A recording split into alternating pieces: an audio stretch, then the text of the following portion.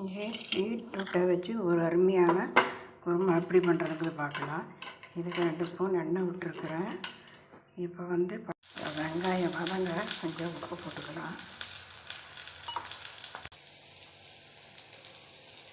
இப்போ இஞ்சி பூண்டு விழுது இதையும் போட்டுக்கலாம். இதோட வேக வச்சு இப்போ அரைச்சி வச்ச தேங்காயும் கசகசாக ஊற்றிக்கலாம். இப்போ மல்லித்தலை சேர்த்திக்கலாம். இப்போ கடைசியாக தான் இந்த தக்காளி சேர்த்தோணும். இந்த தக்காளி தான் இதோட ஹைலைட்டு. ஏன்னா இது புளிப்பு ஏறக்கூடாது. அப்போ தான் இந்த குருமா நல்லாயிருக்கும். இப்போ பீட்ரூட் குருமா, சுவையான பீட்ரூட் குருமா ரெடி. நீங்களும் பண்ணி பாருங்கள். லைக் பண்ணி, ஷேர் பண்ணி, சப்ஸ்கிரைப் பண்ணுங்கள். தேங்க்யூ.